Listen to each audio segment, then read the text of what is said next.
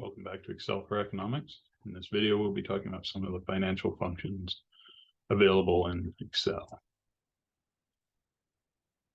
So if you have many of the inputs available, then you can use some of the functions. So if you want the future value of an annuity, FV,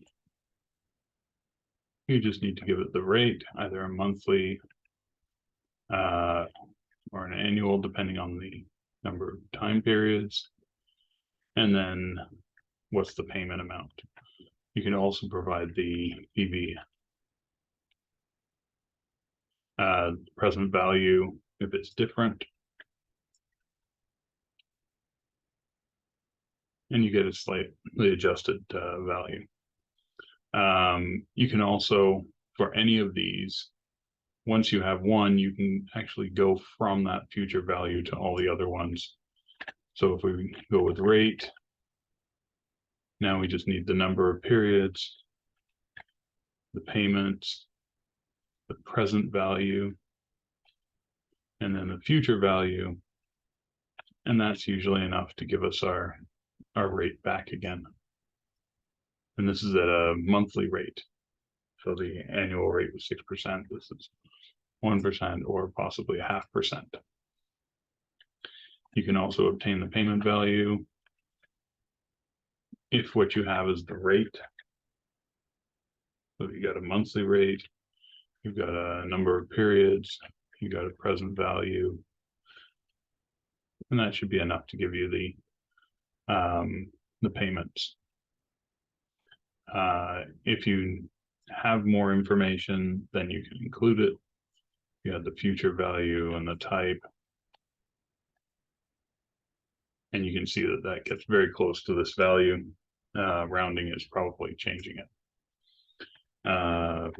Present value, again, you can give it a rate, number of time periods, payments, future value, the type, and that should give us the present value, which is very close. And again, rounding is adjusting this ever so slightly. NP net number of periods that can be obtained from the rate, payments, present value, and the future value, and then the type.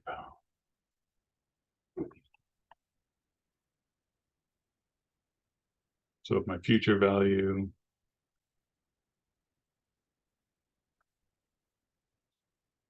is the correct type, now the type refers to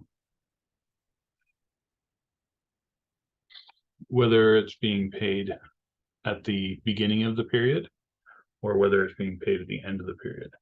End of the period is the default, which is why these values were slightly different. So you have to know when you're getting paid.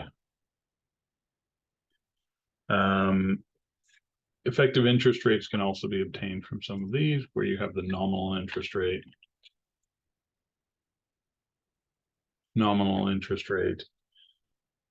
and the periodicity. That will give you the effective rate.